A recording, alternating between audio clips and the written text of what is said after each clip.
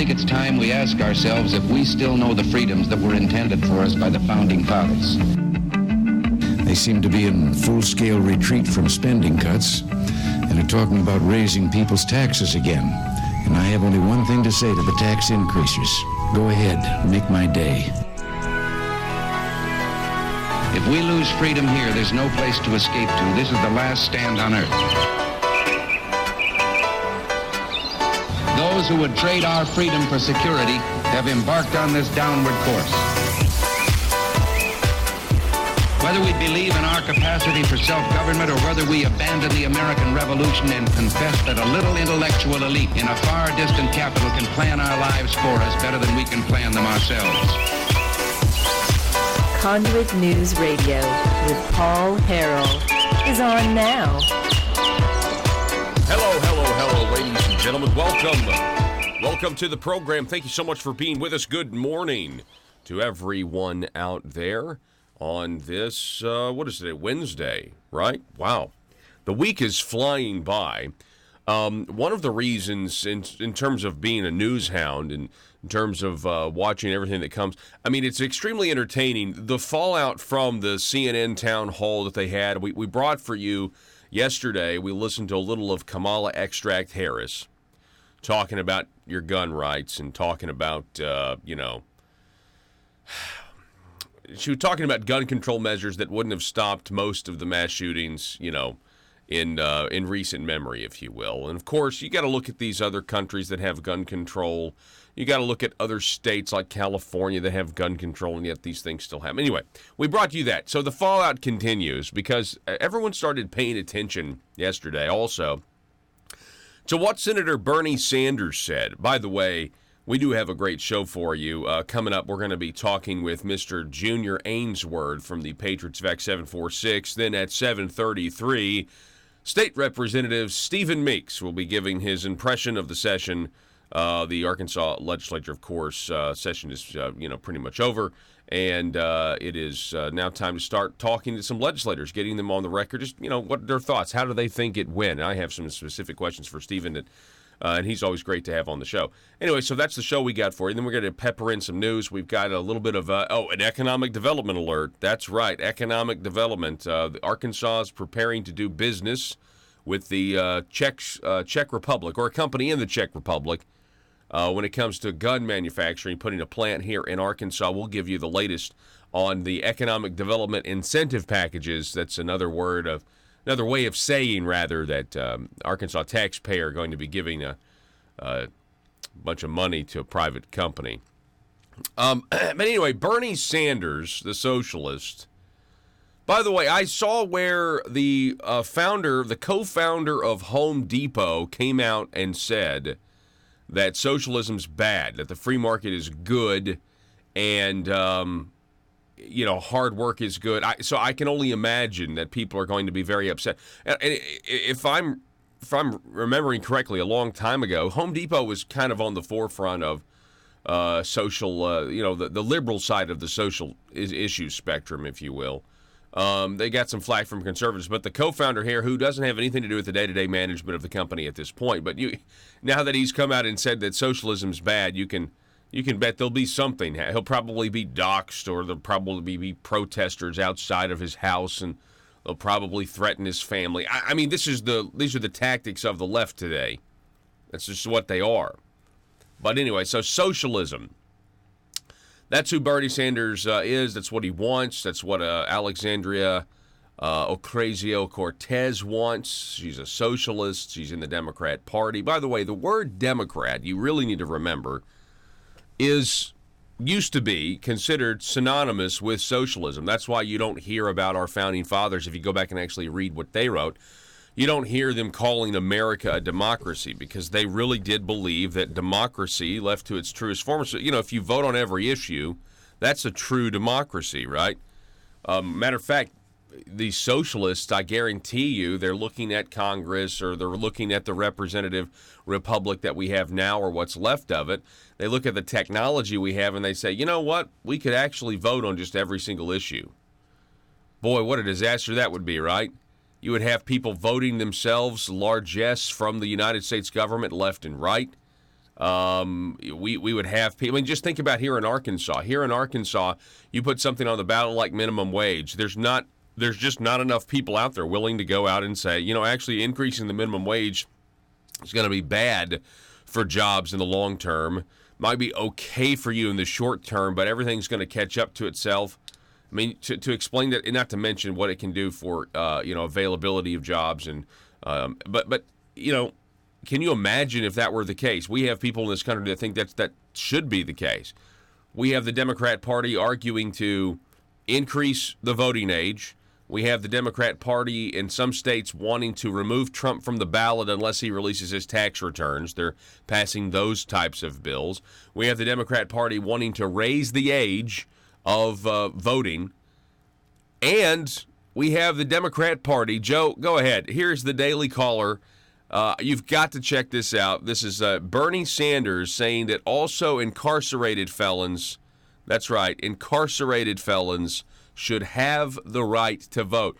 And I cannot believe he was so honest here. I mean, give Bernie credit. He's at least honest where when he gets asked a specific question, well, you want felons to vote. What about rapers and what about rapists and murderers like the Boston Marathon bomber? Go ahead, Joe. Hit play and let's check this out.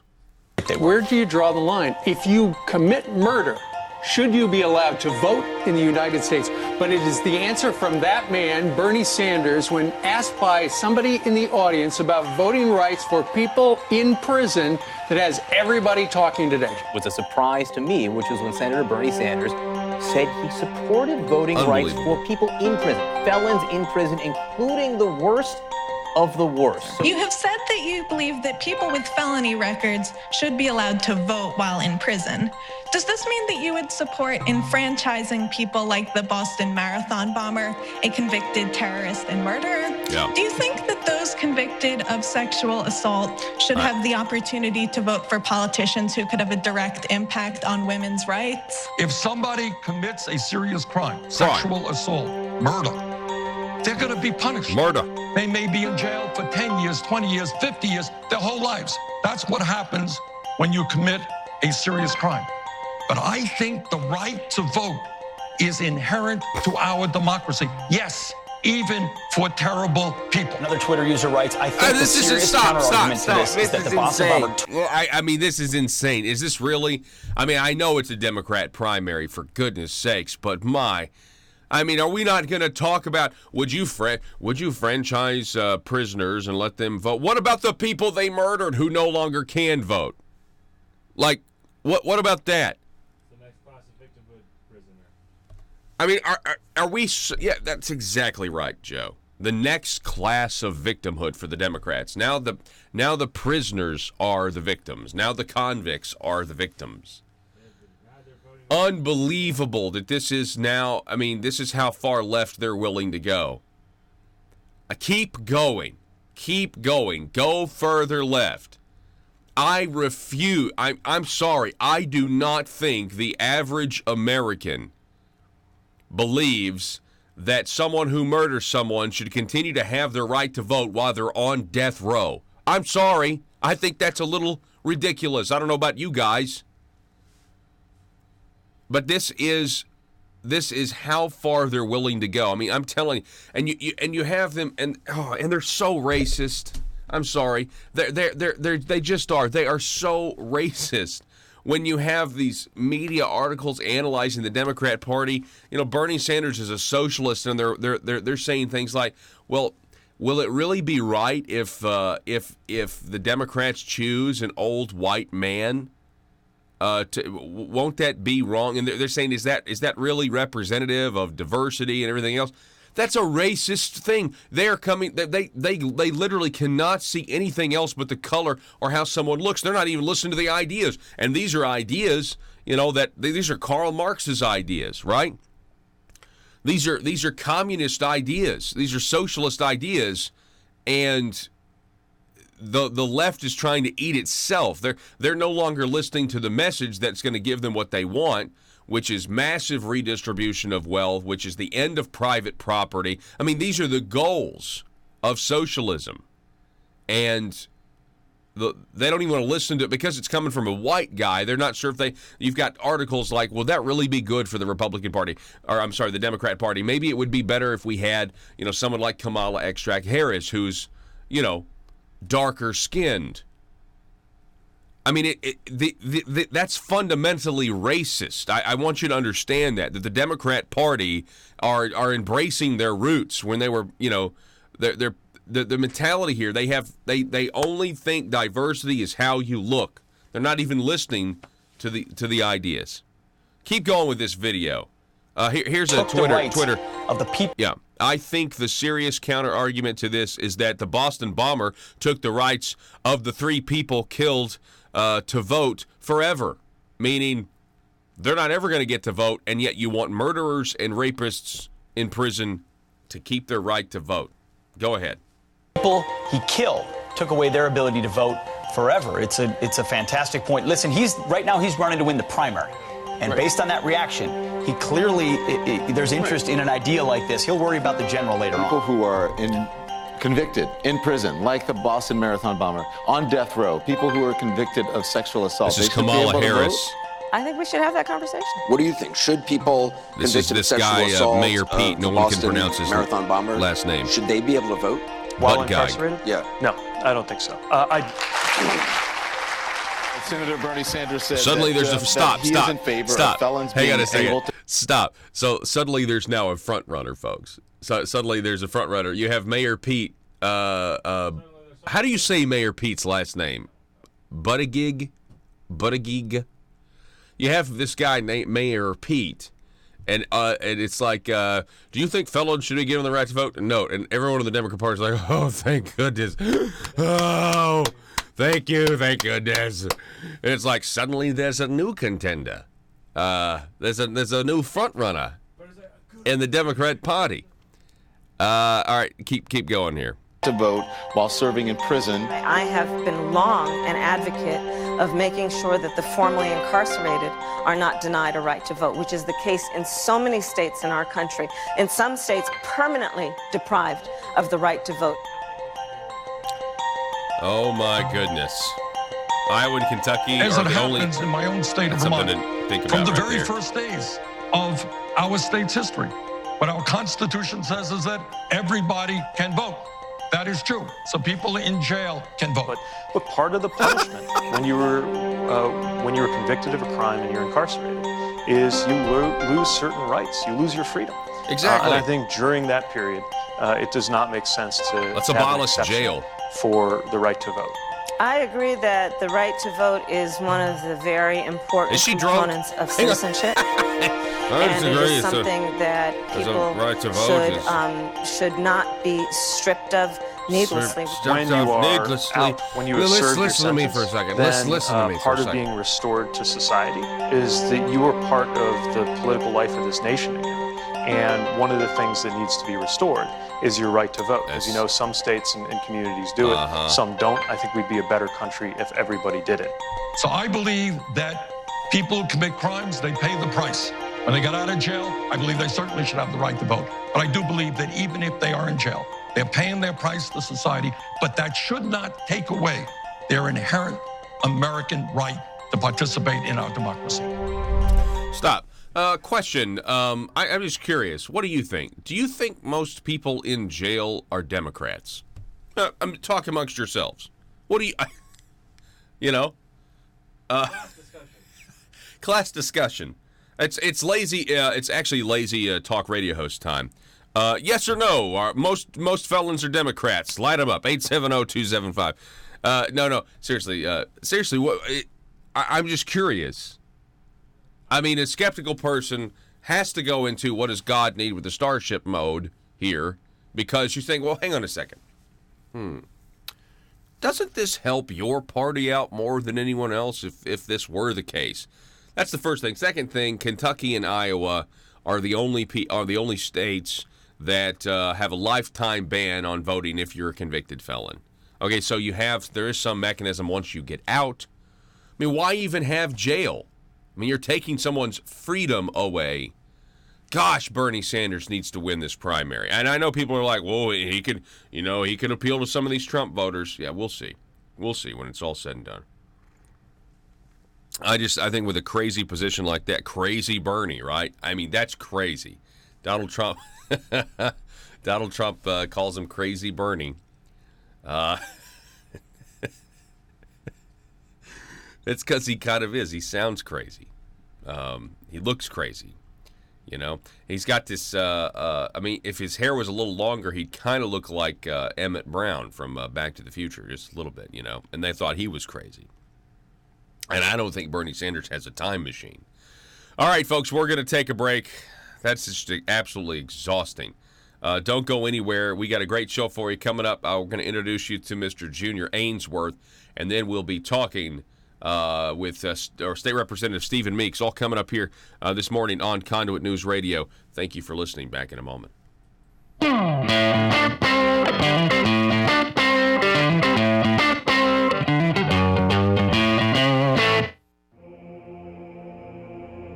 It's Conduit News Radio with Paul Harrell. We have Rabbi Ari Spiro on the line. Rabbi Spiro, good morning. How are you, sir? Hey, I'm fine. It's always great to have you on, sir. I wanted to talk a little bit about, and this has kind of made the headlines.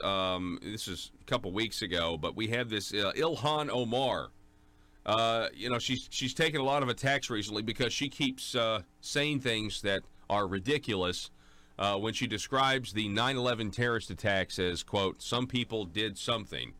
How do you feel about that? Well, as an American, I think it's dreadful that we have someone in Congress who so trivializes this event. It's just some things, some people. It's not some people. It was 19 Islamic young men, mostly from Saudi Arabia, doing the work of... Bob Maloney here with a developing story from ASA News, The Parrot. China is coming to Arkansas. We go live to the press conference where the Communist Chinese executive is addressing Arkansans for the first time. Let's listen into the translator. On behalf of the government of the People's Republic of China, we invite you to come and visit the newest named city in Arkansas, China, Delphia. We are very pleased to own an American city. Our communist government is proud to do business with the mediocre state of Arkansas. We are happy to take your money and your trees and send the profits back home. The Communist government of China was pleased to learn the taxpayers of Arkansas are excited to contribute their money with the hope, if you build it, one day jobs will come. We are excited to take your fields of capitalism and turn them into fields of communism, where every Arkansan has nightly dreams of Mao. China is looking forward to our investment of $1 billion in what is now called Arkansas. We see this as an investment in our future, and that future will be called New Beijing. Chinese investment will make Arkansas a great place for jobs as the People's Republic of China will succeed where the Soviets failed. As we build our roots deep in Arkansas, we are thrilled with the potential new ideas and advancement we will share with our people back home. Soon we will have the world's largest runway in the South China Sea, and we thank Arkansas for contributing to our noble cause. In closing, once we make China great again, all of you will see the glory of the revolution of Mao. And Arkansas, whatever you do, please never call the FBI. Paul Harrell, Parrot.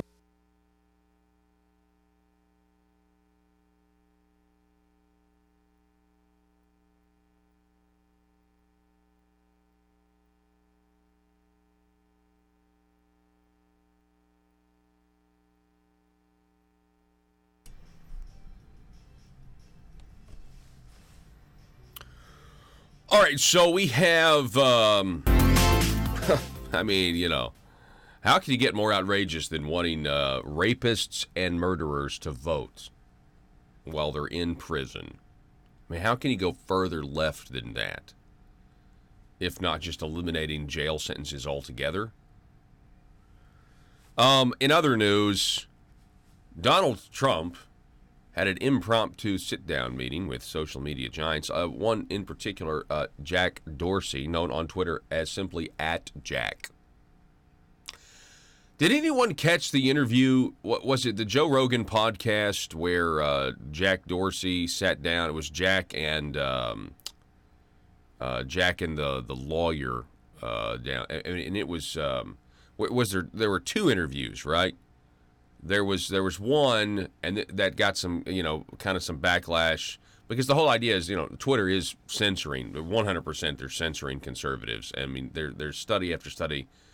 There's just so much evidence out there of this happening. It's incontrovertible. I mean, there's I don't see how anyone could argue that it's not happening. Okay, and it's not specifically because of a political point of view. Then you had the Tim Pool guy come on with Joe Rogan and essentially challenge all of their nonsense, saying that they're not. So anyway, President Donald Trump sitting down with Jack Dorsey, and you would love to be a fly on that wall, right?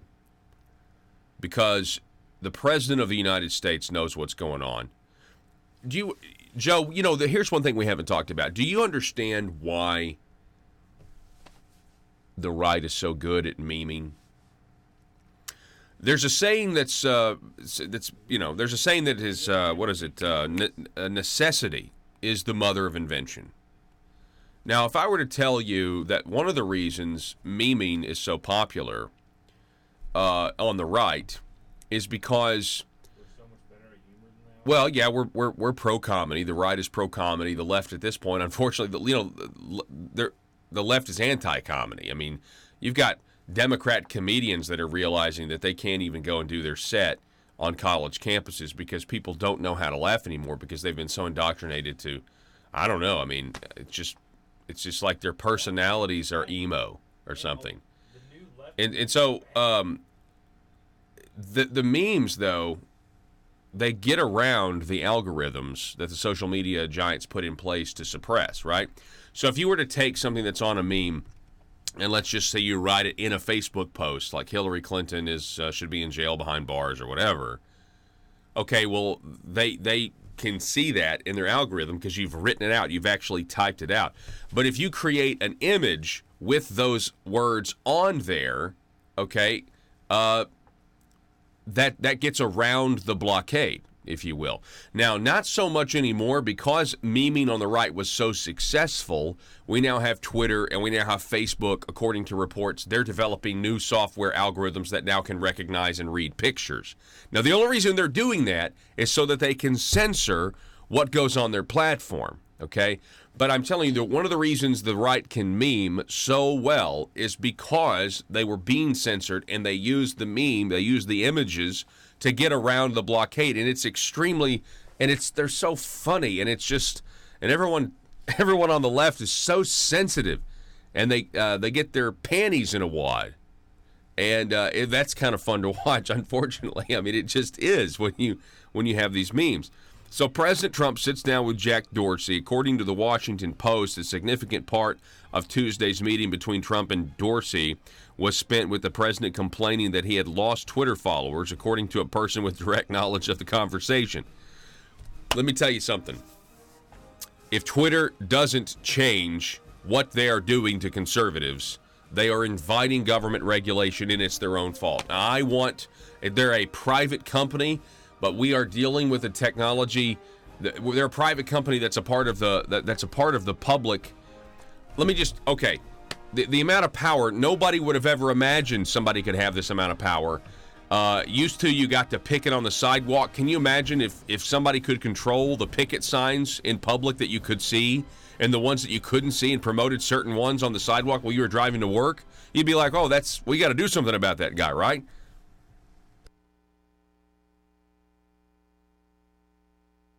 Jihad, and it was done to our country. It wasn't something. 3,000 people were killed. And comes from a woman who has said that America is a hateful and racist place. We took her in. She was a refugee, or she was part of a civil war in Somalia or Yemen, and we did not have to take her in. Not at all. She wasn't a U.S. citizen. She asked for asylum, even though she was not personally being persecuted. She was just part of a civil war. It was a civil war between two different warring Muslim sides. She's Muslim. And we took her in, and she now has said that we're hateful and racist. And she's a person that has terrible things to say about America, and she feels very eager to tell us. And so it's terrible. Listen, in my opinion, she is what we call a soft jihadist. She's not someone who's going to do the actual terrorism, but she insinuates herself into our institutions, tries to demoralize the American people. It's all part of the strategy. Your country's no good. We're hateful. We're racist. And what's happened to your country from the hands of Islam is really insignificant. It's just some people did something. And this is happening all around the world. People of her type come to a country in the West and try from within to demoralize it, condemn it. And what gets me is that the Democrat Party still allows her to thrive. Nobody's kicking her out after all of her anti-Semitism, anti-Americanism, her cavalier, trivializing attitude towards 9/11. And it makes me believe that either they want the Islamic vote so badly that that's more important than the feelings of the average American, or they agree. And I bet you a lot of Democrats do agree if you listen to them. Yeah. They think America is a hateful, racist place, and they're glad that she's saying it for them. Yeah. No, I think she's definitely, and then she's obviously representing, her constituents. She feels like, this is, in many ways, she's probably heard all these things her entire life, and she's got a lot of people that are voting for her that believe this nonsense. We're talking with Rabbi Ari Spiro. He's the president of Caucus for America, spokesman for the National Conference of Jewish Affairs, and the author of Pushback, Reclaiming Our American Judeo-Christian Ethos. Now, Rabbi Spiro, obviously,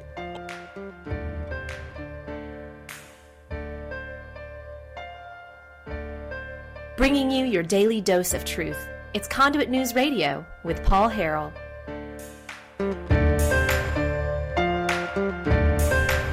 All right, folks, welcome back to the program. I'd like to tell you once again about the Patriots of Act 746. Now, if you haven't gotten on Facebook and researched them, you need to. You need to just go and search for the Patriots of Act 746. If you're all about the Second Amendment, if you're all about your human right, your natural right of self-defense, self-preservation, then you need to check them out because they're on a mission to educate those all across the state about your Second Amendment rights and your rights here in Arkansas. The fact is that you do not need a permit in this state to carry a weapon, open or concealed, if you're not in a prohibited place. And that's really, really huge news, and it's continuing to spread, and people are continuing to be liberated by it and understand the liberty that they have thanks to a 2013 law that was passed, and coming off some huge victories, Patriots, as far as I'm concerned, with 2 resolutions clarifying that Act 746 is the law of the land this past session. Really, really powerful stuff. Here to talk more about that with us is Mr. Junior Ainsworth from the Patriots of Act 746 out of West Memphis. Junior, welcome to the program. Good, Paul. Thank you for having me. Yes, sir. Absolutely. So, are you calling from West Memphis this morning? Correct, I am. All right. You guys getting excited for that full-fledged casino? Well, that's a different subject. Yeah, it is. I'm sorry. I know it's a completely different subject, but it's certainly going to be interesting to see what happens. Going really the whole state, going to get these big casinos. So, Junior, tell me, how did you get involved with the Patriots VAC 746, sir? Well, I was looking back. I first liked their page in August of 2017 to learn my gun rights, to learn laws. And in September of the same year, I had a 19-year-old daughter driving to school and back 60 miles one way. And I called some of our local law enforcement, asked about the gun laws, see where they stood. And I had 4 different stories coming from 4 different agencies, and all of them telling me she was not old enough to carry at 19. And the law clearly states anyone under the age of 18 may not possess. So that got me involved and got me working harder, trying to inform more people, and it's taken off. We now have a chapter in West Memphis. We got our chapter the first of the year, on the 3rd or 4th of January of this year. We're now 300 to 320 members. Great. And we're spreading the word, and we're actually getting the word out to our 18 to 20-year-olds. That's fantastic. So, so you're saying here's an example that you had questions about what the law is. You reach out to law enforcement officials you want to see if your daughter can protect herself. You get different answers, and so the Patriots VAC 746 was a resource for you, and your daughter, I'm assuming, was able to protect herself then. Correct. There's a lot of misinformation, and I believe it's worse on this side of the state. Information somehow or some way does not make its way over to the eastern part of the state. Yeah, that's interesting. So that's how you found out. Now, so you say that the chapter is grown to 300 people over in the West Memphis area. Do you guys have meetings regularly? Do you have anything coming up? We do. We have monthly meetings. We've got 7 different counties that we cover. We just had one last month. We'll have another one in 2 weeks on May 4th. Northeast chapter, they're having one this Saturday. Also, we've actually got 2 this Saturday. Okay, you have 2 this Saturday. Who's having the other one? Okay, I know the Northeast chapter of Patriots is having one in Paragould at Iron Horse. So yeah, that's this Saturday around 2, and so that'll certainly be. I'm sure it's going to be very well attended because they always are, and people are very excited. Some legislators will be there. So Junior, I'm just curious. Did you catch? Did you catch any of the laws or proposed laws that came out of the Arkansas General Assembly this session? Were you excited when the House of Representatives and the Senate passed 2 identical resolutions saying, hey, listen, because of the circuit court case Taft v. State of Arkansas, that affirmed Arkansas as a constitutional carry state, you don't need a permit to carry open or concealed. Did you think that was a pretty big deal? That was a huge deal. It was a huge deal for Arkansans as well as the Patriots. Did you also? Here's another question. CNN, they had their big town hall. Joe, can you cue this up for a second? CNN had their big town hall, and Kamala Harris, Kamala, I don't know how you're supposed to say her name. I call her Kamala Extract because I'm a Battlestar Galactica nerd. It's a drug on a science fiction show. So Kamala Extract Harris said this when asked about gun control and her ideas behind it. Listen to this and we'll get your reaction, Junior. Mr. Educator, I'm really bothered that public schools are being targets for mass shootings. 2 days ago was the 20th anniversary of the Columbine massacre, but still 2 decades later, no major gun control legislation has been passed. So my question is, as president, how will you go about keeping our schools safe and keeping guns out of the hands of those who should not have them? Thank you, Ben. And I'm sure that there are plenty of students here who, while you were in high school, even middle school, that you had to participate in a drill. right? Where you were convened and your teachers taught you about how you need to go and run in a closet because there may be a mass shooter roaming the hallways of your school. And in our America, that should never have to happen. Conversations take place every night. Conversations take place every night between students and their parents. Why do these things have to happen? Why do we have to have a drill like that? To which, of course, the response is because there are people in Washington, D.C., supposed leaders, who have failed to have the courage to reject a false choice, which suggests you're either in favor of the Second Amendment or you want to take everyone's guns away. That is supposed leaders in Washington, D.C., who have failed to have the courage to recognize, you know what, you want to go hunting, that's fine. But we need reasonable gun safety laws in this country, starting with universal background checks and a renewal of the assault weapon ban. But they have failed to have the courage to act. So, Ben, here's my response to you. Upon being elected, I will give the United States Congress 100 days to get their act together and have the courage to pass reasonable gun safety laws. And if they fail to do it, then I will take executive action. And specifically what I will do is put in place a requirement that for anyone who sells more than 5 guns a year, they are required to do background checks when they sell those guns. I will require that for any gun dealer that breaks the law, the ATF take their license. And by the way, ATF, alcohol, tobacco, and firearms. Well, the ATF has been doing a lot of the A and the T, but not much of the F. And we need to fix that. And then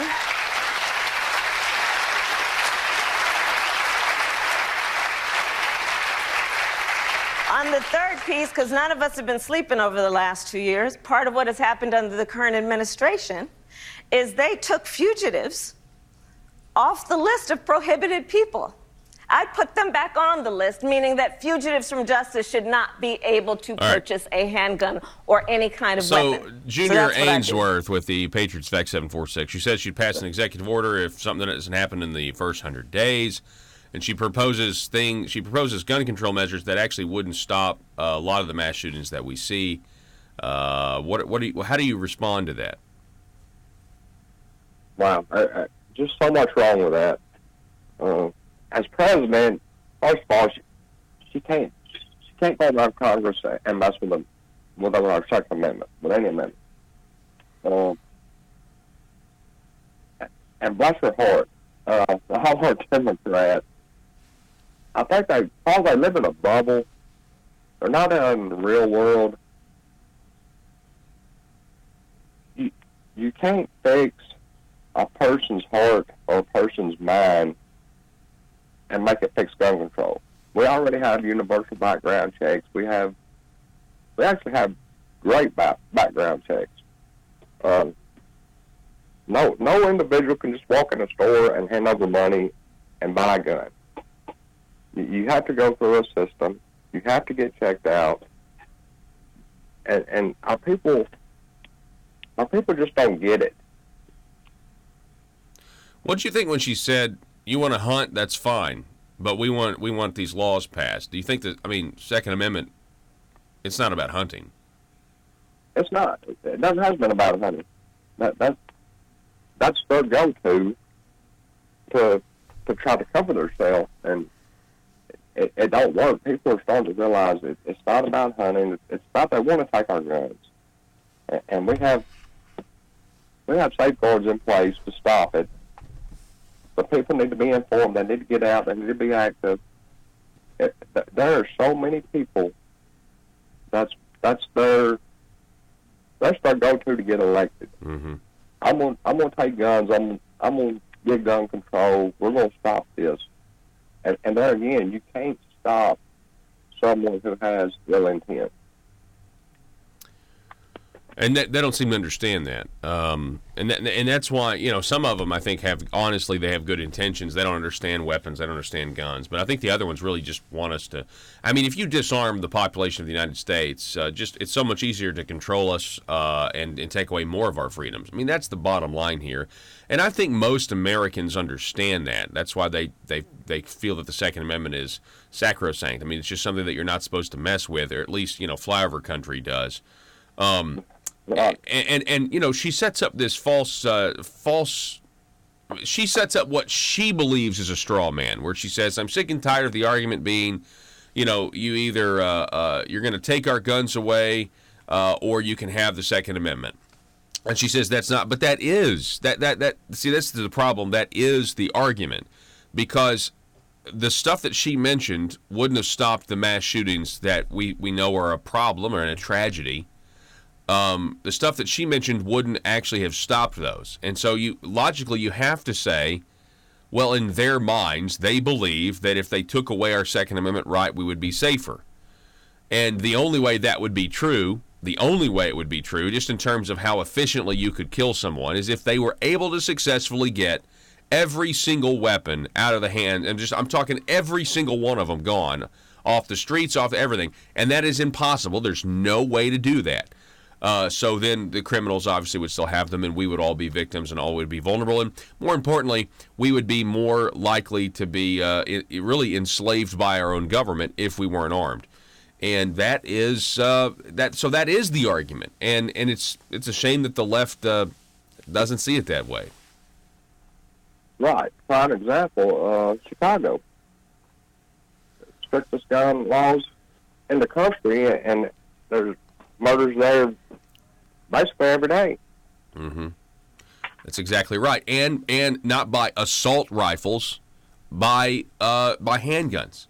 You know, I mean, if we're really, you know what I'm saying? I mean, they don't. They're they just ignore the statistics, and that's why they're not serious about it. This drives me nuts.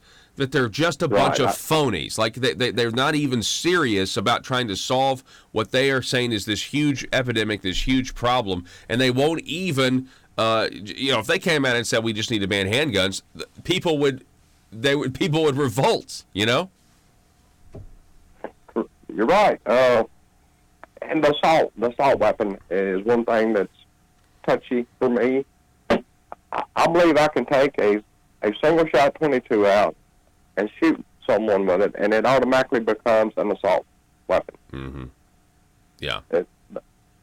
My big, pretty, scary black AR-15 is not an assault weapon. Well, no, it's not. Yeah, I agree with that. I totally 100% agree with that. And you know, they don't even know what they're talking about. You know, it's like if you're gonna. Can the left find somebody who actually knows the difference between a magazine and a clip? I mean, you know, if they're gonna find a gun control advocate that actually knows about guns. I mean, that's what they really need. But they're not going to really. I don't think they're going to find one because because I think if you understand firearms, you're more likely to support other people having them. Unless you're the Arkansas Sheriff's Association. That's a burn. Sorry. That's a big burn. Well, Junior, I appreciate it, sir. Thank you so much for coming on the program. We appreciate all the work you're doing in West Memphis. Well, thank you so much. And everyone, please check out our Patriots page. Check out our Arkansas Liberty Coalition page. And let's all get informed. All righty. Appreciate it, Junior. Speaking of being informed, we yes, sir, we have John Calvin Martin. He just texted me. He said that other meeting is the Southeast chapter of Patriots Vac 746 this Saturday. So you got the Northeast Arkansas chapter, you got the Southeast Arkansas chapter. If you want more information on those, go to the Facebook and then search for Patriots Vac 746. Ask to become a member. It's a closed group, but become part of the online sensation today, folks. They're on a mission. You don't need a permit to carry open or concealed in the state of Arkansas. And we're going to be back here in just a moment. Russellville-based firearms manufacturer Omega are making clones of the most notable German firearms in the world. These delayed rotor-lock firearms have been and are currently used by law enforcement and military worldwide. At Omega, they manufacture their guns right here in Arkansas and produce the best reproduction in the marketplace that comes with a complete 5-year warranty. At Omega, they take firearm manufacturing seriously and offer discounts to active and retired law enforcement. Whether you're using Omega firearms to defend the public, defend your family, or for target practice, Omega has your back. For pricing, go to omega-guns.com. That's omega-guns.com. Are you a conservative-minded young person and want to let the world know about it? Are you tired of rolling your eyes as your professor regurgitates progressive, PC, neo-Marxist nonsense? Then you should interview on Conduit News Radio's Young Conservative segment and tell us about why you believe the way you do. Tell us how you came to be a conservative and what are your views on government. Now, if you're worried that your neo-Marxist professor may also be a right-wing talk radio listening masochist, then names can be changed to protect the innocent. It's the Conduit News Radio Conservative Future segment. To be interviewed, call 870-275-9799. That's 870-275-9799. If you're like me, you believe that small business is the heart of Arkansas's economic engine, and it should be viewed that way by the politicians in Little Rock. Conduit for Commerce also believes, like you and I believe, policies that achieve less regulation and lower taxation help small business in Arkansas thrive. Other policies like small, constitutionally consistent government and reducing citizen dependency on government keeps it from growing and expanding its influence on our daily lives. Conduit for Commerce works every day to educate the general public and legislators on these important priorities in the name of Arkansas small business. By the way, contributions to Conduit for Commerce are tax deductible. Log on now to conduitforcommerce.org and click on Contact Us on the right side of the page. That's conduitforcommerce.org. Go there now and learn the facts on protecting small business in Arkansas.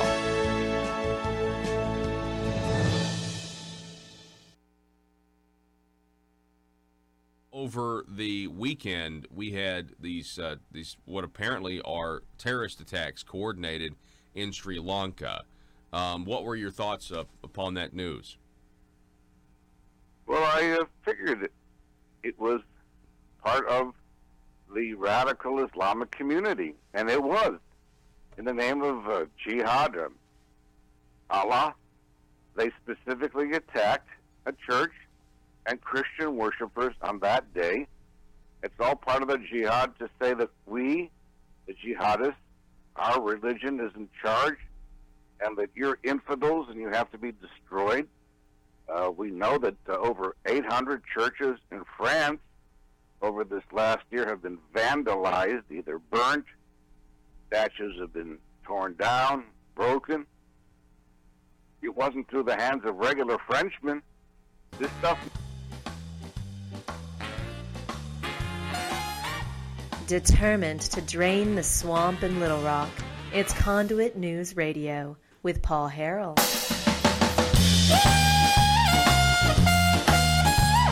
We got a economic development alert. We'll be giving you more information on the news. The big news yesterday is that there's a Czech Republic gun manufacturer going to open a plant in Little Rock or North Little Rock. We'll give you the incentive package when we come back here. Coming up at the top of the hour, we're going to discuss a little bit about economic development. Does this work? Now, listen, we're going to challenge the status quo, obviously.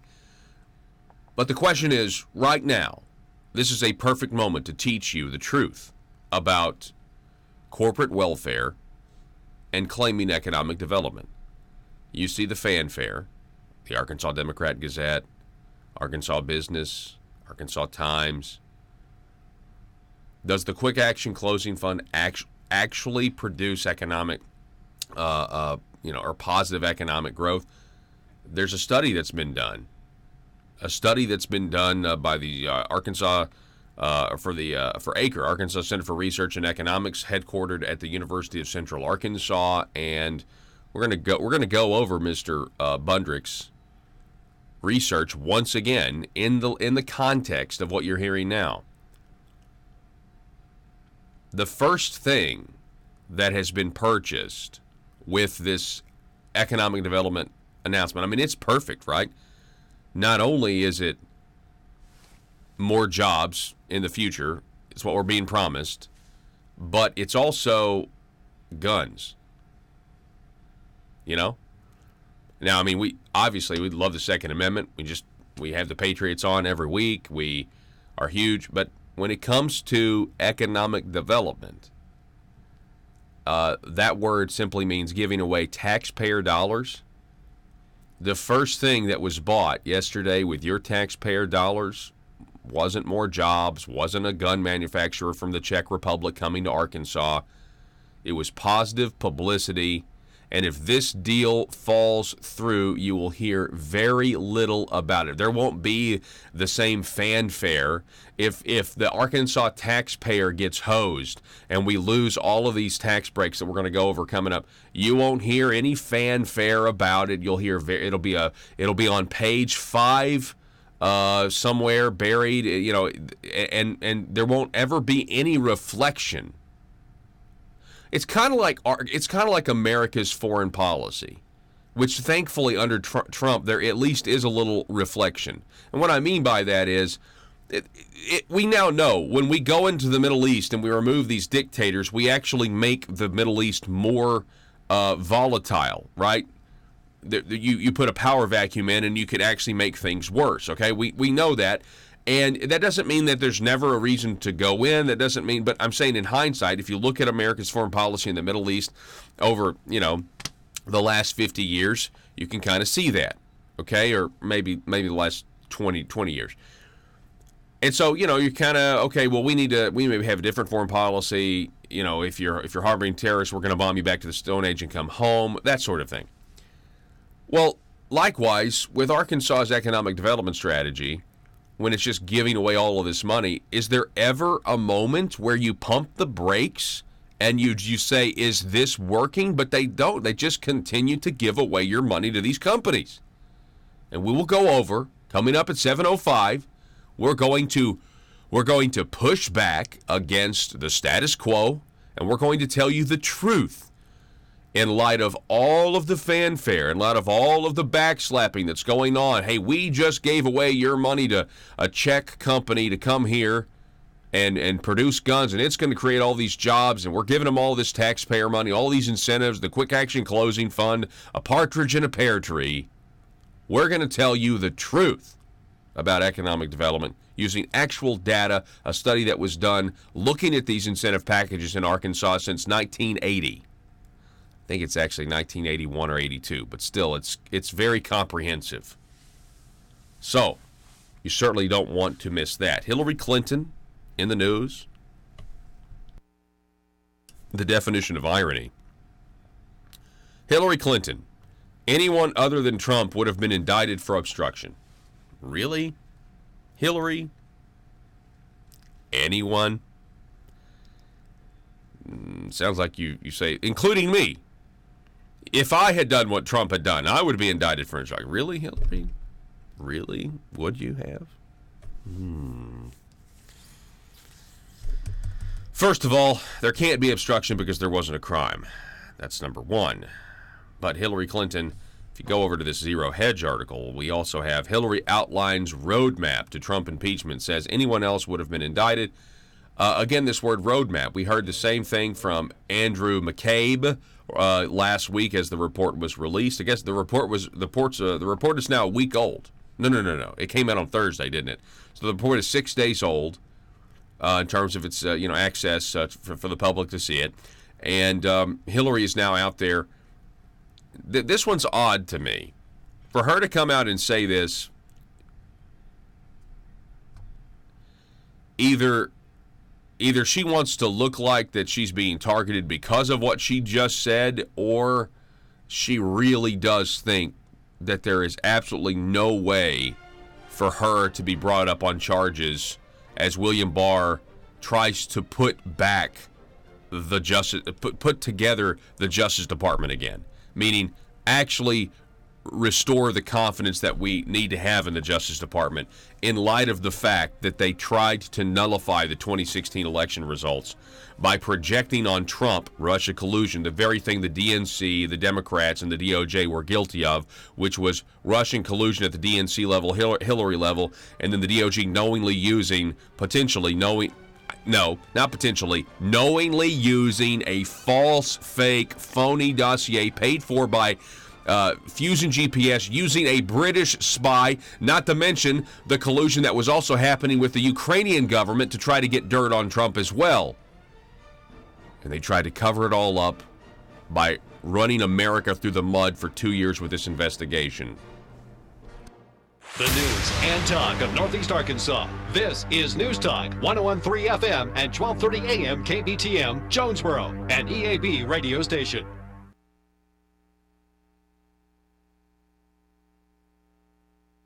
Never happened in France or in Germany until there was this Muslim migration. It's obvious, except to those that don't want to see it because they don't have the stomach. They're afraid to deal with it. They don't want to be called a name. They'd rather the churches be burned, that people be killed. They'd rather see that than have to do something about it. Now, they don't want it to happen, but if it does, they're not going to acknowledge it because they don't want to do anything. They're afraid. Or they don't care. You know, in many situations, people in the West simply don't care. After all, it's just Christians. If a mosque is attacked, my God, they're there in the first second bemoaning it and pointing a finger at Western society. But when Islamic elements do that to Christian sites or to Jewish sites or to Western sites, somehow they accept it. Yeah. They have no self-respect. There's no question as far as the American media coverage goes. The mosque shooting in New Zealand, we heard for at least a solid week, if not more, about the dangers of anti-Muslim bigotry and Islamophobia. And you're certainly not hearing that after the Sri Lanka attacks on Christians. They don't care. I think it's a very frightening thing when the people of your own country, people in the West, they don't care when their own people are killed or their churches or synagogues are destroyed at the hands of Islam. They feel so little regard for their own religion and their own people. You know what happens? In the name of civil rights or human rights or social justice, these people put themselves off for everybody else but their own, because you don't get brownie points sticking up for your own. Oh, you get these virtue brownie points if you stick up for someone else. But then over time, it might start out because of virtue signaling brownie points. Then you end up only feeling something for others, but never for your own people. And we're at a point in Western history here where a lot of the big shots, the elites and the media, they don't care anymore about Christianity, the West. They're demonizing people for being white. Can you imagine? You hear it all the time. You're white this and white that and white privilege. It's bigotry. It's bigotry against the white race or whatever you want to call it. And it seems to be okay. The Notre Dame Cathedral, I the last I heard, Rabbi Spiro, was that they thought it was some sort of computer glitch that caused the fire. Have you heard anything new as to what actually caused this, and do you believe the official story? Well, you're probably not going to hear the truth right away. While the flames were still burning, the French police said, oh, this had nothing to do with terrorism. How did they know that? There wasn't even an investigation yet. The flames were still burning. How did they know that? They didn't. But they didn't want any possible finger, to be pointed at Islamic terrorists, even though there were threats from the Islamic community to destroy churches, especially on Holy Weeks. As a way to say, you say, we are victorious. Our God, Allah, is victorious over the Christian God or the Jewish God. So I don't know what happened. But I tell you, I think it's highly unlikely that the people in charge of restoring Notre Dame were so unprofessional that what? There was a cigarette, there was a computer glitch. I mean, these people are so careful. Yes. When they're dealing with these types of institutions. So, but we weren't even given a chance. So I'm very suspect, specifically because right away they said, it's not arson, it's not terrorism. How do they know? Yeah, that's a great point. And if you take into account the amount of churches that have been vandalized and fires that have been started in France at churches, you know, you do think you've got to, you know, pursue the facts where they lead. But I'm like you. I don't think we'll ever get to the bottom of it because of the Yellow Vest protesters. Now, I think many of them assumed this weekend when they went back to the streets, many of them assumed we're never going to get the full story. But if it actually came out that it was, in fact, arson, I think, it would just inflame the rest of the country and the elites. They're trying to control the people at this.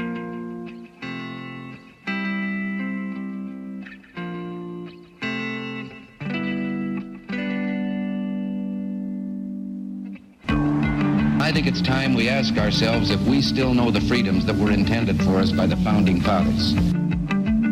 They seem to be in full-scale retreat from spending cuts and are talking about raising people's taxes again. And I have only one thing to say to the tax increasers. Go ahead, make my day. If we lose freedom here, there's no place to escape to. This is the last stand on earth. Those who would trade our freedom for security have embarked on this downward course. Whether we believe in our capacity for self-government or whether we abandon the American Revolution and confess that a little intellectual elite in a far distant capital can plan our lives for us better than we can plan them ourselves. Conduit News Radio with Paul Harrell is on now.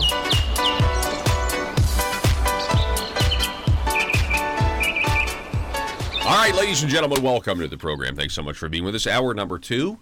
You found the intersection of conservative ideas and reality, where we are building a liberty machine. We're going to do a lot of education this hour. We're going to be talking with State Representative Stephen Meeks coming up at 7:33. He's going to be giving his impression of the session 2019. We did this 2 years ago, and it was very educational, beneficial to the people of the state, especially when you combine all of them together. You get a really good roundabout view for what actually happened. Here is the headline: Arkansas business Czech gun maker plans $90 million headquarters at Little Rock Port, 565 jobs. This is actually being celebrated across the media today. Of course, this comes with hefty taxpayer incentives. Let's see. It's called the CZ USA. Is the U.S. affiliate of Czech firearms manufacturer. What's that word right there? How am I supposed to say that word, Joe? Let's see here. All right, let's go. Can we go ahead and get a Google translator? How do you say this company's name in Czech, which is the language? Can you give this to me? Yeah, right there. Yeah. AOIská zbrojovka AS Uherský Brod. One more time. AOIská zbrojovka AS Uherský Brod. All right, so let's start here. Let's go. Okay. So I'm going to read the article, and when I get to firearms manufacturer, then I want you to say it. Okay, so people understand. And then I'm going to continue going. Does that sound good? You want the article on the screen? Just right there. Okay, so here we go. CZ USA is the U.S. affiliate of Czech firearms manufacturer. AOIská zbrojovka AS Uherský Brod. It makes handguns, rifles, shotguns, and suppressors, including handguns, under the Dan Wesson brand. The company aims to build a new manufacturing facility on 73 acres of a port in Little Rock, where workers will make the parts, assemble the weapons, and process orders. So right now, I think they've got a Kansas location where they just it's like a warehouse, where they just receiving the weapons and then distributing them throughout the United States. ASA said yesterday that it's going to be all these jobs, and they're going to be the pay will be more than $22 an hour.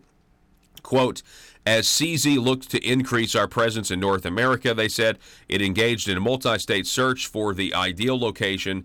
The Arkansas workforce culture, business, climate, and industry support cleared the way for us to choose Little Rock as the new home. Again, this is the company. What's their name again? AOIská zbrojovka AS Uherský Brod. It's very simple. You just go to Google Translate. If you AOIská zbrojovky. Hang on, I want to try to say it. How do I say it? AOIská zbrojovka AS Uherský Brod. AOIská zbrojovky AS Uherský Brod. Hey, that's not bad. All right, so we keep going here. Mike Preston, who's the head of the Arkansas Economic Development Commission, said Arkansas is providing an array of incentives. Let's look at the incentives. Phase 1.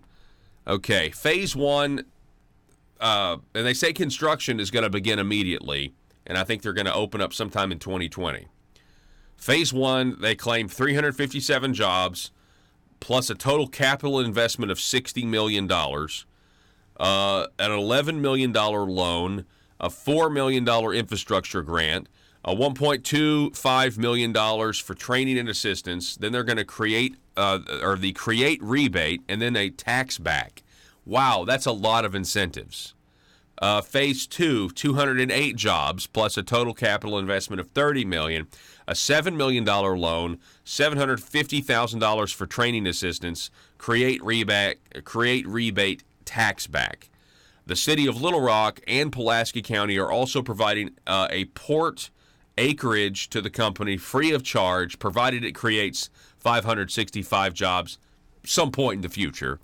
The city and county are spending $4.9 million to make a road so that they can actually use it for industrial use. So they've got to build a road, and then of course Pulaski County is excited because they say, well, if we build the road, then there'll be other companies that'll locate on the road, and after we give them more money. Okay, so all right, so we've gone over it. Listen, it is what it is. The first thing that all these incentives are buying is positive publicity for politicians that believe that government can create jobs. That's the first thing that this buys, and it's important you understand that. If they come here and they get all this money and it's a big flop and it's a big dud, let's say, I've never even heard of this brand. Maybe they make great firearms. I don't know. I hope they make good firearms. Okay. But let's say nobody wants to buy them, and let's just say it doesn't work out for them here, okay? And let's say the Arkansas taxpayer gets hosed. You're not going to hear much about it in the newspaper. You're just not.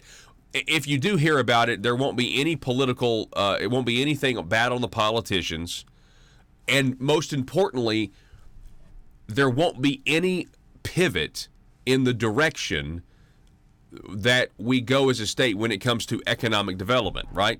Economic development, in my opinion, would be completely eliminating the corporate tax cut, or the corporate tax code, right?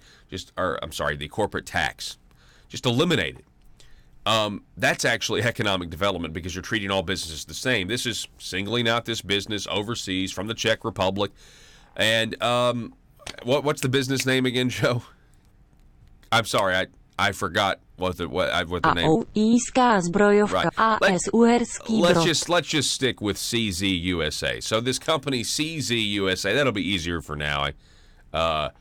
Is there ever going to be any pivot in doing things differently? So let's go to Jacob Bundrick. Jacob is with the Arkansas Center for Research and Economics, and he actually penned an entire study about this, about whether or not these incentives actually work. I mean, it's a very detailed study.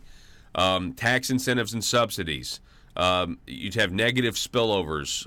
Let's see. Financial incentives have fiscal costs. Let's just read some of this. Here's just the introduction. Economic development is a constant focus of state and local governments. Government officials work to attract businesses, jobs, and investment to the area.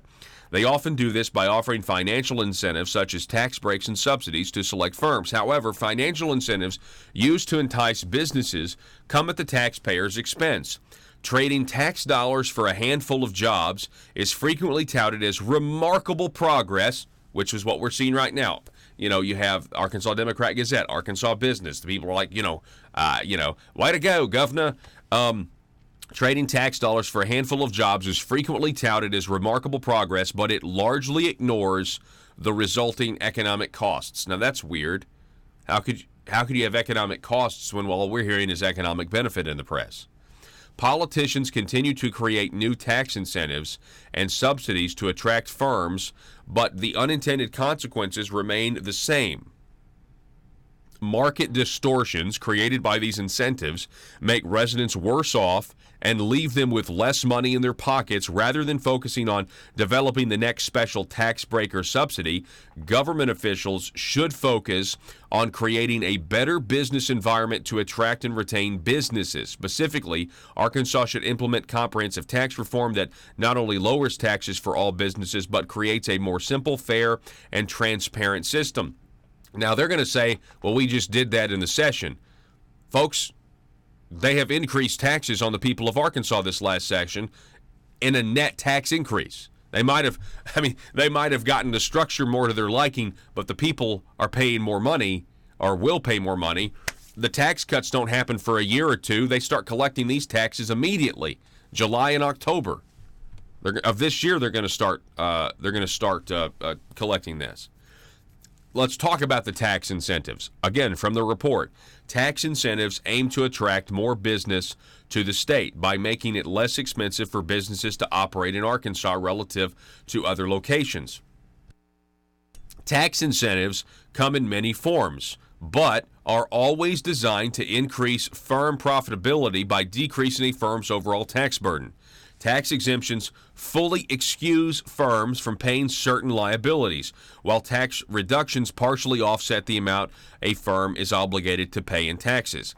Tax refunds and rebates repay a portion of the taxes a firm has already paid. Tax credits are more flexible. They allow a firm to offset a portion of its tax obligation, and they can often be carried forward to subsequent tax years or be sold on the secondary market. Okay, so that's the tax incentive structure. So they did this. I'm telling you, what's incredible is, they eventually do a study here. Financial incentives do not spur economic activity. Okay? Let's listen to this. A common argument in favor of financial incentives is that they spur economic activity by encouraging firms to increase business investment. Tax breaks and subsidies incentivize firms to create new jobs and invest in new projects, which sparks demand for more products and services within the local economy. For example, if Hewlett-Packard builds a plant, construction workers get hired, computers get bought, employees eat at local restaurants, and so forth. As demand rises, more firms are attracted to the area and either establish new operations or expand existing operations, leading to further job creation, project investment, and overall uptick in economic activity. This uptick increases public revenue as new businesses and employees pay taxes on their earnings and purchases.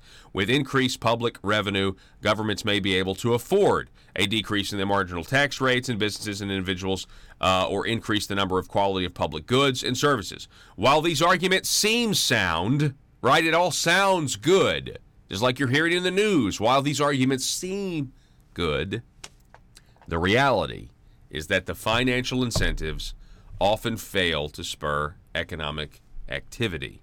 Now, why is that? Why would that be? Well, there's several reasons. You have negative spillovers. So traditionally, incentive programs are evaluated only by their gross impacts, the jobs, local investment, and tax revenue, directly created by the firm that receives the incentive package. For example, the annual report of the Governor's Quick Action Closing Fund only reports the direct number of jobs created or retained and the direct investment made by the companies receiving subsidies. But new and expanding firms create spillover effects that both positively and negatively affect surrounding businesses. Other firms migrating to the same location, labor pooling, technology spillovers, and knowledge sharing, for example, support economic growth. Labor pooling encourages economic growth by increasing the concentration of labor market participants with specialized skills and knowledge. Technology spillovers, or the exchange of technology among people and firms, increase efficiency and innovation. Likewise, knowledge sharing, or the exchange of thoughts, concepts, and ideas among people and firms also leads to increased innovation. But there are also several negative spillovers, such as increasing the cost of doing business. Increasing the number of firms in a location also increases the demand for a variety of inputs, such as labor and real estate, which increase the cost of labor and rents and raises the cost of doing business. There's also a congestion of infrastructure.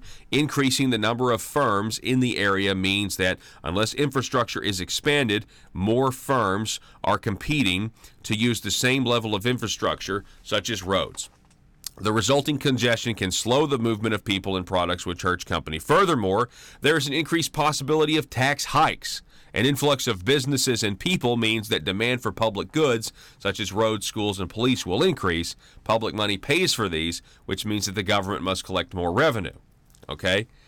So, obviously, just from that alone, just from what I read you there, again, the Arkansas Center for Research and Economics, it's a lot more complicated. You are interfering with a very complex beast when the government comes in and just decides to interfere in the free market, such as giving away your taxpayer dollars. So skipping down, financial incentives have fiscal costs. Proponents of incentives argue that there is often no net fiscal cost associated with financial incentives. If Arkansas forgoes taxing a firm in some way, giving these tax breaks, that firm truly would not have located in the state without the tax break. There's no net fiscal cost. Arkansas does not forego any tax revenue by issuing the tax break because taxing the firm would have led it to locate elsewhere, which means Arkansas would not receive the tax revenue anyway, right? If, however, the firm or its employees are not completely exempt and do not pay at least some taxes, Arkansas would actually see a tax revenue increase. Tax breaks could potentially make the state better off. This argument assumes that financial incentives are truly the deciding factor in where the firm locates. Arkansas officials assume that the jobs created in-state involved economic development projects would not have been created absent state intervention. The state thus assumes that these projects lead to net fiscal gains. But are these fair assumptions? No. No, they're not fair assumptions. When the state unnecessarily provides incentives to firms, it creates a fiscal cost. Issuing tax breaks and subsidies to firms that are going to expand or locate in Arkansas, regardless of aid, means that the state forgoes tax revenue that it would have otherwise received or sacrifices other potentially more productive uses. Incentives are merely a giveaway to politically favored firms when they are not the deciding factor in where a firm chooses to locate or expand. Not only do Arkansas officials create fiscal costs through unwarranted giveaways, but they inaccurately claim credit for creating jobs. Again, this is from the Arkansas Center for Research and Economics about incentives. Now, I mean, I'm sure they're going to say, no, this Czechoslovakian company, it's not Czechoslovakia anymore. I'm sorry, it's the Czech Republic. This Czech company, the Czech Republic company, they're going to say, well, they wouldn't have come here if we hadn't given them all this money. I mean, that's going to be their argument. Well, so then you start looking at the long-term effects, and whether or not, if you actually look at all this, you actually have economic impact. And what the study shows, if you take, their study from the 80s to the, to I think it was to 2000, early 2000, something like that. What the study shows is that the economic impact from these incentives and from trying to recruit all these businesses here is negligible, meaning it shows no growth.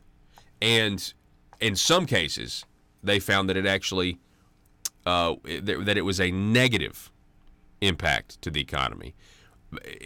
And the reason that is because you have government bureaucrats that fundamentally don't understand what the free market is, and they don't understand that they are violating the free market when you're taking taxpayer dollars and you're involving politicians that they don't have these politicians, most of them, they don't know how to make guns, right? We got gun makers already in Arkansas. Anyway, my point is they don't really know the industry. They're just the government. They're just the politicians. Not to mention, but this is what I would like to end on. This is to me the biggest outrage of economic incentives, and it comes down to labor. It comes down to labor. You're telling me right now that we have businesses who are not being subsidized by the state of Arkansas right now that are employing people, and now within the state of Arkansas you have a company that's going to come in, going to be subsidized, and is going to be able to hire away the skilled labor from other companies that are already here, Arkansans, who are paying their taxes. Arkansas business owners are paying their taxes, and then those tax dollars are being used to hire in a competitor when it comes to the labor market. And in Arkansas, we have a skilled labor crisis, like a skilled workforce crisis. And so all we're doing is plain old maid. They would tell you that if a guy who's working at Factory A goes and works for CZ USA that's located in Little Rock now that a job's been created. How many of those 500 jobs that are going to be created are going to be taken by people who are right now sitting on their couch? Very few. And that's why this is all just a shell game as well, something that doesn't get talked about. We've got to take a break. But you got some truth here today. In light of all of the fanfare, the facts are this corporate welfare, economic development, over the long term, is not actually economic development. Back in a minute. Point. What do you think the Yellow Vest protesters, Rabbi Ari Spiro, what do you think they're protesting at this point? They've been doing this a long time. Well, they're protesting a Macron and a group of elitists that care little about the French people. Macron is a globalist. When he makes decisions, he doesn't care how it affects the common worker in France, the Frenchman. He makes a decision based on his globalism, his transnationalism, how it fits with the world leaders he's impressed with, like an Angela Merkel or some of the other leaders, or how the Islamic community feels about it. That's what's uppermost in his decision-making. This is happening all across the West, where the leaders no longer care about their own native population, their blue-collar people, their workers. Let's face it, times are tough for the Arkansas General Assembly. They're all waiting for the spotlight exposing public corruption to end, so they won't be under so much scrutiny. And during this time, what if you're a legislator and you need money? What if you're slapped with a huge expense? What if your check for consultant services is late this month? Or maybe you just need extra cash now until payday. When that happens, you can't wait. Hi. I'm Bobby Blackmail for the Arkansas Intra-Legislator Bank, your trusted source to over 135 lenders to get you short-term cash fast. Use the Arkansas Intra-Legislator Bank today, and you can have up to $12,500 cash in your checking account tomorrow. Dried-up bribes no longer coming from Medicaid entities? Handled. Extra cash until your hopeful acquittal? Done. And you'll be surprised at how easy it is to get extra cash. Just be an elected official and be comfortable with the status quo, and we'll connect you with a fellow legislator who is ready to loan. It's quick and easy.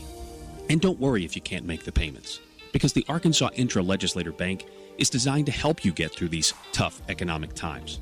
There are other ways you can pay off your debt, like by voting the way the establishment wants, or by rewarding some with committee chairmanships. So forget about overdraft fees and the spirit of covetousness that sometimes overwhelms the best of lawmakers. Just remember, the Arkansas Intra-Legislator Bank for short-term cash between colleagues when you need it fast. Some transactions have long-term consequences. Paul Harrell, parody.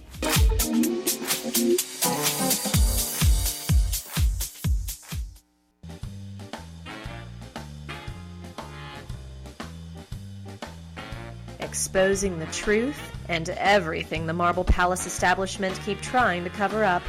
It's Conduit News Radio with Paul Harrell. Yeah, I mean, so I'm told by my friends that CZ makes a darn good pistol. So this company, this Czech Republic company, I am told they do make very good, by people I trust, they make very good firearms. But I wasn't trying to, listen, all I was trying to say is, in any situation like this, you know, there's a level of unpredictability in terms of what's actually going to work out. So let's just take that one off the table. Let's assume that people are going to be buying the guns in droves. I mean, obviously they're here. They think that, you know, they're already selling all these weapons. They've already got a distribution center in Kansas. So, you know, I get it. I totally understand. I'm just trying to highlight the fact that this is, over the long term, this is not economic development. And you tell me, the 500 jobs. This is going to create 500 jobs. What's the definition of creating a job? I mean, if the people are not working now, okay? If they're not working now and they go to work for CZ USA, great. That's a job created. But if they're already working and they go from one job to another job, how is that a job created? The government, your government would tell you they just created a job there. In reality, your government just robbed an employee from somewhere else. That's the truth. We got to take a break. We'll be back here in a minute with State Representative Stephen Meeks and his impression of the session 2019.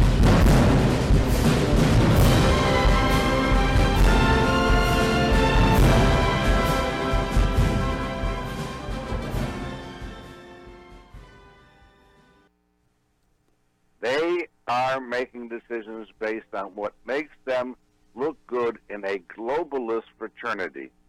And they're just letting their people be passed by as if they don't count. That's what Obama was exactly. He couldn't care less about the American worker, the American people. Hillary Clinton said to the miners, basically, go to hell. We don't want you to do any coal mining in Kentucky, West Virginia, Southern Ohio. You know, we'll put you on welfare, but we're going to regulate your industry out of existence. We don't care about you, your families. The decision was based on this global environmentalism, and people are sick of it. Do you think the Frenchmen, the yellow vesters, do you think they look across at us and they see Donald Trump?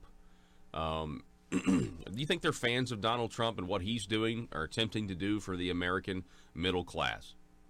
I don't know, because they are French. And French have been very anti-American. Yeah. And so we can't always say that, hey, those are our counterparts, our buddies over there. If it would be England, I would say that those that are doing that are empathetic and identify with the blue-collar workers here and the middle class here. But it's French. And French have been notoriously anti-American, and they do things as Frenchmen, which is okay with me.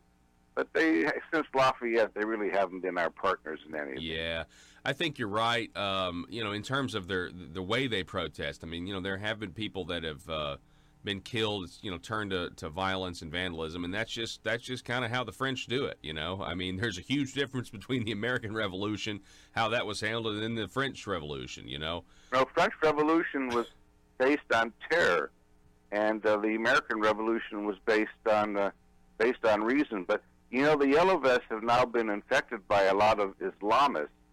They're always there to try to turn over a country. So it started out as something in behalf of the workers and the middle class, but a lot of the jihadists, a lot of the radical Muslim community have joined on in any way they can, because they see an opportunity to sow confusion and agitation and misery in a country. So it's not as pure today, the Yellow Vest movement, as it was in the beginning. Well, I'm glad you put that caveat in, because nobody really knows what to think. The American media doesn't really want to cover it at all, because if there's even a chance that these people are taken to the streets because of globalism, and the fact is a lot of the French policies are policies that the American media and some the new Marxists want over here. So for people of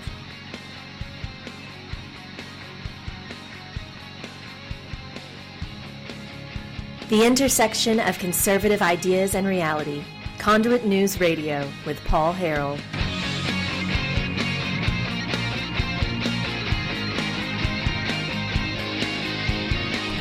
Here we go. Welcome back to the show. Thanks so much for being with us. Good morning, everybody. We really appreciate you listening. And we do this thing called the Impression of the Session every 2 years, where we try to talk to as many legislators as we can about what they thought of the session, the 92nd General Assembly in this case. Welcome back to the program. We've got State Representative Stephen Meeks. He's from District 67. Stephen, how are you, sir? Doing well, and you, sir? I am doing fantastic this morning. I am. So, State Representative Stephen Meeks, we're going to start generally. Representative Stephen Meeks, what was your impression of the session 2019? Well, I think of the sessions that I've been through, this is just logistically has been one of the smoothest and least controversial sessions that I have been through. I will say that I think a lot of that is due not only to the leadership of the speaker, but also to the fact, and I know this might be somewhat controversial to some listeners, because of the extended term limits. It used to be under the old system that we were turning over the House every 2 years, And so you were getting rid of a lot of knowledge. And because we've had the extended term limits now, lawmakers have a chance to become more knowledgeable on these issues, and so we can be a lot more efficient with our time. This session, we only met once on Friday, and that's never happened in any of the sessions that I've been to. We might have gone like January, and then we were meeting Monday through Friday, 5 days a week. In this session, except for that one time, it was just Monday through Thursday. And what that allowed was, as that gave us 3 days back in our districts to visit with folks back home. It gave us more time to study bills and to read about upcoming events. And it also saved taxpayers money because we weren't at the Capitol on those days. So we had a much more efficient session that saved money. I'll also say that with the transformation bill, that was that about 2,500 long page bill. Had it not been for that bill, we actually probably would have finished session a week sooner than we did. And so it would have been one of the shortest sessions that we'd had. So overall, I'd say it was a good session. I think we got a lot of good things accomplished for our Kansans. Obviously, there were some things that I didn't agree with that got done, and that's all part of it. Yeah, definitely. We're talking with State Representative Stephen Meeks. On a policy front, let's specifically talk tax policy. You voted against HJR 1018 to continue a levy of the 1/2 cent sales tax that's set to expire. You also voted against SB 336 to provide additional revenue for the maintenance and repair of highways. This was a gas tax increase. And you also voted against SB 576 to reform tax laws. This was the internet sales tax. So, Stephen, those are great no votes, man. And I know my audience certainly appreciates them. But my question to you is, how did you stand up to the arguments that the leadership or establishment were making for each one of those bills as to why it needed to pass, and how did you decide to vote no on all three of those? Well, when I was first elected, I got a real good piece of advice from somebody, and they told me if you always vote your principles, then when you go back, you'll never have trouble remembering or explaining why you voted a certain way. And, we could take each one of those in turn, but on the, 1/2 cent sales tax, I was part of the 80th General Assembly that said that was going to be a 10-year deal, and that was going to be the end of it. And the argument I made for the law was we made a promise to the citizens of the state back 8 years ago, and I personally could not renege on that promise, so that was a no vote. On the internet sales tax, I'm of the mind that, yes, it's probably a tax that does need to be paid. However, my issue with that is it should be a federal level issue and not a state level issue. The state of Arkansas has no authority to force a retailer in Idaho, Nevada, Michigan, name your state, to pay Arkansas state sales tax. Just like, the state of Idaho can't come in and make one of our vendors pay Idaho state sales tax. And so I think that should be handled on the federal level. It's interstate commerce. Clearly, it's a federal issue, and so that one should have been handled. That should be handled on the federal level. On the gas tax, I had a couple concerns with that. As we continue to go forward as a society, we're going to continue to see a larger transition towards hybrid electric vehicles, alternative fuel vehicles. And the reason why we got to the problem we're into now is because we depend so heavily on gasoline taxes for the repair and maintenance of our roads. And obviously the repair and maintenance of our roads is a huge concern. We need to keep our infrastructure up to date, keep it safe, to make sure the flow of commerce and just, driving back and forth to work every day is safe. But by the same token, if we continue to make our reliance upon the gasoline tax, it's not going to be too many years down the road we're going to be in the same issue, because cars will continue to get more efficient and more people will continue to shift more away from the gasoline over to the hybrids. Hydrogen's coming online as an alternative method. We've seen natural gas, all electric vehicles. So as these newer technologies come into place, it's going to further erode that gas tax. And so I felt that Julie Mayberry presented the bill. It was the recommendation from a Blue Ribbon Commission that came out several years ago that said that we need to start looking at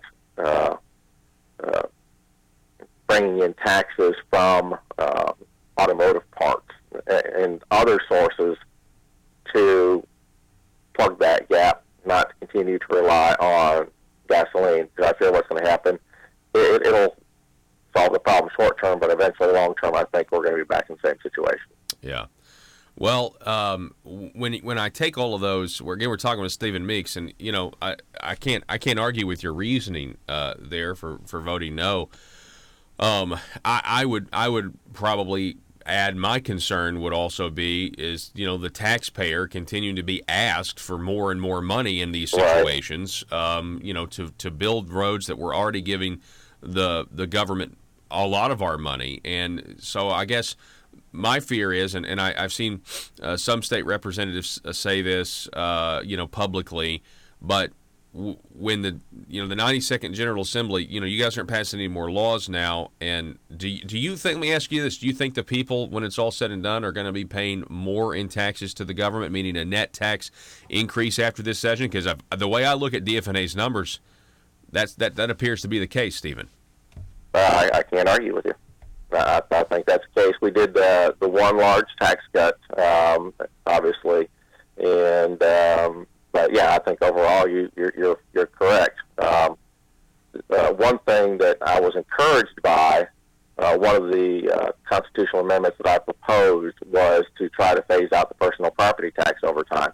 Obviously, it's not one of the three that was chosen, but I understand, talking to some committee members, it was number 2 or number 3 in popularity. So look for that to come back next session, provided I'm reelected. Yeah. Because you're right. I think yes, the amount of money that the average Arkansan is going to be paying because of the 92nd General Assembly will go up versus down. Yep. And that's and see in that from a fiscal standpoint, like I said, there was some good stuff that happened. Like you said, I think it's good that we had the income tax cut. But if you give some money back, eventually, but then we have these plans to raise in the future, and then you're going to be raising more than you take. Then that's a net tax increase, and that's frustrating. And so, Stephen, I mean, that technically means that government got bigger this session, not smaller. Right. Well, the one I guess shining light on that is government did grow. We all know government always grows, but as I understand it, the growth of government this year was below the growth of the economy. So the size of government versus the size of the economy actually shrunk slightly. We'll just say for whatever that's worth for our listeners. But I think you're right, we did. And on top of that, the other thing that's going to be facing Arkansans is because of the minimum wage increase, prices of goods that we buy are going to go up. So the cost of living in the state is going to go up. So Arkansans are going to get hit with a double whammy. They're going to get hit with slightly higher taxes, and they're going to get hit with a slightly higher cost of living because of the minimum wage increase. It's just it's frustrating. Why do you think? I mean, why do you think we're in a position to where we're needing to do this? I get the Arkansas Department of Transportation. They don't think that they have enough money. Okay. I get you had the counties. You have 911 services. They say they don't have enough money. And there's all these other needs. But why don't we have the money? I mean, what's going on? Do we need to? I mean, because one of the things that I thought was frustrating in the session, just from an observing standpoint up there in the gallery, there really wasn't a conversation on cutting spending or looking at ways to save money so that we don't have to go to the people and ask for more of it. Sure. Well, during the fall budget hearings and during the past summer, we did have some victories where we were able to cut back on the size of the appropriations. We cut close to $3 or $4 billion worth of appropriations out this last session, and we cut like 800 pages worth of regulations. Those didn't get a whole lot of news attention, but we did get those victories. And a lot of times what happens, unfortunately, with state government is we hear about the general funding or the general fund. The general fund only accounts for about 20% of all state revenue. So that's roughly $5 billion of our $25 billion budget. And the rest of the money comes in special revenue. So, for example, take the funding for the 911 system. Funding for the 911 system, under the way it used to be, you paid 65 cents. That money went directly into fund the 911 system. That's all it goes for, is to fund 911 system. And what ended up happening is there's a shortfall there, because as we go to better technologies, obviously there's more cost involved with that. And, wages go up. There's, being a 911 operator is obviously a high-stress job. And so trying to make sure that wage is competitive. And so lo and behold, over time, obviously you get a shortfall, because that fee has not increased over time. And what's happened is obviously we're all switching to cell phones. And so counties were having to pick up the difference. And what we decided to do with the 911 fee, part of the reason why we raised it is, and I think that's the only tax increase I voted for, is because I see public safety and security as a prime function of government. And it was the money was either going to come from taxpayers at the county level, or it was going to come from taxpayers at the state level. And when it comes at the state level, because of the way we reorganized it, we created a 911 board, put it under the Department of Emergency Management, creating accountability across the state, creating best practices. As it stands right now, 911 systems are essentially standalone. They kind of do their own thing, and they don't always talk to each other in the most efficient manners. And so by bringing it to the state level, creating a 911 board, the hope is over time we've got 127 911 systems in the state. We're going to reduce that number down quite a bit, create more efficiencies. So over time, try to save money while at the same time increase services. But like anything else, it takes money to do that. So the question is, are we going to tax at the county level, or are we going to tax at the state level to make sure this vital infrastructure is there? And so that one I did support, and I think that was the right move. When you go to things like roads, same situation. It's a special fund. There's no general revenue that comes out of that, and so it's strictly gas tax that goes into pay for our roads. And your listeners may or may not know, but Arkansas has the 12th highest number of highway miles in the country. We actually have more highway miles, believe it or not, than California. That was done back years ago when they converted a lot of county roads into state highways. Some practical benefits to that: by making those highway miles state highway miles, you can get economies of scale when it comes to trying to maintain it. So again, you're either paying at the county level or at the state level, and it was thought back then it was more efficient you've got better results by doing it at the state level. So, but with cars becoming more efficient, with more hybrids coming on, again, you run into a situation. The amount of money is essentially staying steady that's coming into the state, while the price of paving a mile of highway is going up. Oh. And so, I mean, you run into a situation at some point of, you're not going to be able to get the work done you need to get done because you simply don't have the money because of these economic drivers.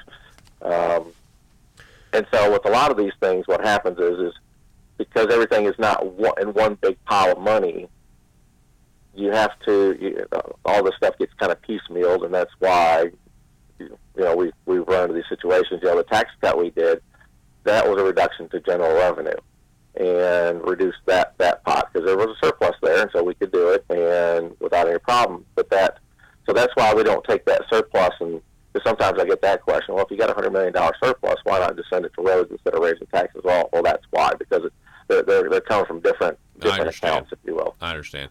Yeah, it was interesting when you have the standalone income tax cut, over the next 2 years, $95 million or so, and then you have, the next week we have the gas tax increase, which was going to bring in $95 million. And so, it seems to offset. We're talking with Stephen Meeks, and again, you voted against the gas tax, internet sales tax, and the half-cent sales tax extension. State Representative Stephen Meeks, I want to ask you one more question.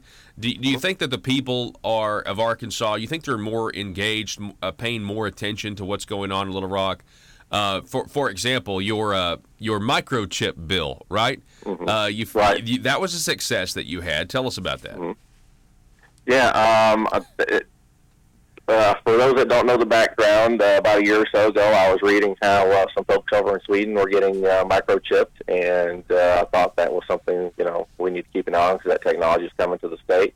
A few months later, I read about a company up in Wisconsin that had started microchipping their employees, and so I went to our folks and said, hey, do we have any protections in place for people who do not want this technology? They said no. So I had the bill authored, got it through the House with overwhelming support. I think the only couple no votes I had thought we needed to outlaw the technology altogether. But otherwise, I had strong support. But as often the case, I had some colleagues who are lawyers or experts in employment law. They came to me with a few extra ideas. So we incorporated those into the bill to make it even better and stronger. Got it through the Senate. Again, overwhelming support. And Governor signed that into law, so Arkansas became the very first state to implement a law to protect employees from being microchipped. And because of that, I've actually been contacted by people from other states who are also interested in doing something similar in their state. So hopefully we've started a conversation along those lines. And, as I said before, it could be 5 years before this comes to our state, or it could be here next week. But regardless, we've laid a foundation to protect our people who decide they don't want this technology. Yeah, there's a little confusion, though, based on the initial reports. You started getting phone calls from people thinking that you were for microchipping. For microchipping, yeah. It's funny, people, if you ask people how many trust the news media, I think the number's like 9 or 10%, but the news media were reporting that made it sound like I was going to try to microchip everybody in the state, and, people heard that, and I got a lot of phone calls from angry people. Yes. You get so don't believe everything you hear in the news media. Yeah. Did you get chapter and verse like from the Book of Revelation?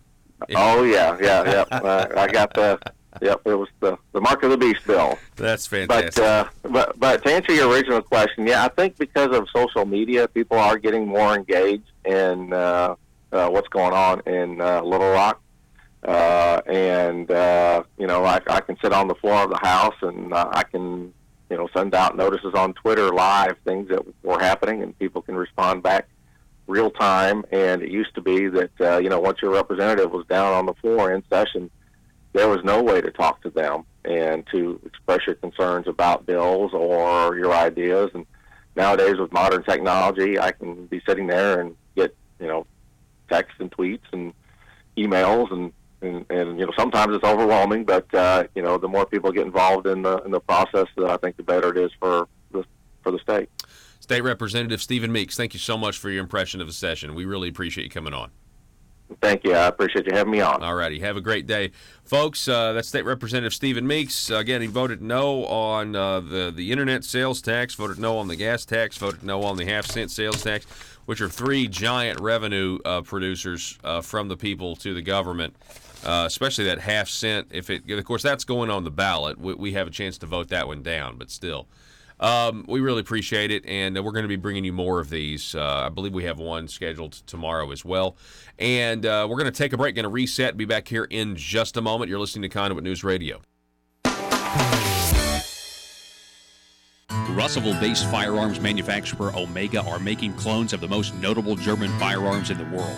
These delayed rotor-lock firearms have been and are currently used by law enforcement and military worldwide. At Omega, they manufacture their guns right here in Arkansas and produce the best reproduction in the marketplace that comes with a complete 5-year warranty. At Omega, they take firearm manufacturing seriously and offer discounts to active and retired law enforcement. Whether you're using Omega firearms to defend the public, defend your family, or for target practice, Omega has your back. For pricing, go to omega-guns.com. That's omega-guns.com. Are you a conservative-minded young person and want to let the world know about it? Are you tired of rolling your eyes as your professor regurgitates progressive, PC, neo-Marxist nonsense? then you should interview on Conduit News Radio's Young Conservative segment and tell us about why you believe the way you do. Tell us how you came to be a conservative and what are your views on government. Now, if you're worried that your neo-Marxist professor may also be a right-wing talk radio listening masochist, then names can be changed to protect the innocent. It's the Conduit News Radio Conservative Future segment. To be interviewed, call 870-275-9799. That's 870-275-9799. If you're like me, you believe that small business is the heart of Arkansas's economic engine, and it should be viewed that way by the politicians in Little Rock. Conduit for Commerce also believes, like you and I believe, policies that achieve less regulation and lower taxation help small business in Arkansas thrive.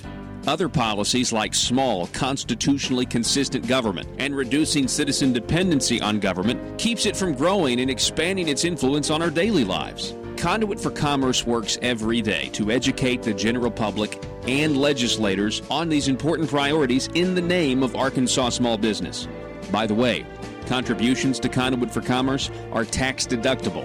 Log on now to conduitforcommerce.org and click on Contact Us on the right side of the page. That's conduitforcommerce.org. Go there now and learn the facts on protecting small business in Arkansas. France start rejecting those policies. And I think that's why you have this blockade of what's going on over there. But let me ask you one last question. We're talking with Rabbi Ari Spiro. His book is Pushback, Reclaiming Our American Judeo-Christian Ethos. Now, in light of that, I found it just a little bit ironic, Ari, when you had the fire, the cathedral was burning, and the media was so upset. They were putting the coverage out there about, what a big deal it was that Notre Dame was on fire. And I just couldn't help but think to myself, wait a second, this is a building that represents a religion that you guys don't want in public life, that you don't like it in any sort of mainstream, because you can't express faith in public life, right? That's something that you've got to keep to yourself or keep in your synagogue or keep in your church. Did you kind of see that hypocrisy there a little bit?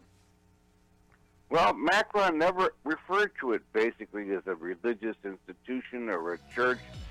To him, it was a national monument.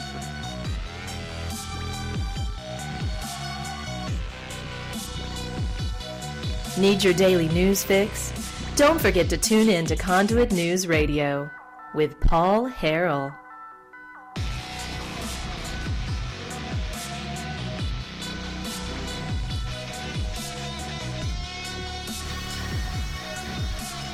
All right, folks, welcome back. Welcome back. Here we go. Welcome back to the program. If you missed the Hour 1 podcast, Hour 1, please get the podcast. We talked about Bernie Sanders.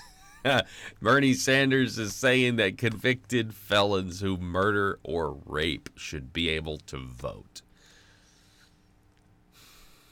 While they're in prison, I should say. While they're in prison, they should continue to vote. Unbelievable stuff. And then you had Kamala Extract Harris. Do you believe that? Well, I think it's a conversation we need to have. What? Unbelievable. And then you got Mayor Pete, who actually said, no, I don't think that's reasonable. I think just ridiculous. I mean, you realize under his plan, if Bernie was right, we didn't actually get to this in the first hour. Bernie Sanders would actually allow 183,000 murderers, 164,000 rapists to vote from prison. Now, I want you to think about that. Can you imagine giving voting rights to all American citizens who are currently in prison for local, state, and federal crimes? That would be 183,000 convicted murderers, 164,000 convicted rapists to vote from their jail cells. I mean, if that's the Democrat platform, let's hope that Bernie wins the primary. I mean, seriously. What a crazy, crazy idea that is. Folks, this broadcast is available up at conduitnews.com. You can get the podcast, iTunes, or SoundCloud. You get the video archives there. Also, subscribe to the YouTube channel so you get these smaller interviews you can share with your friends. It's Conduit News. and you click the subscribe button on YouTube, and please click the little bell so you receive the notifications when we go live. And you can watch the program on, via video live on YouTube, and you can comment there, or you can do it on Facebook, which at this point seems to be the most popular. Anyway, Arkansas, thanks so much for listening. Have a great day. Be safe.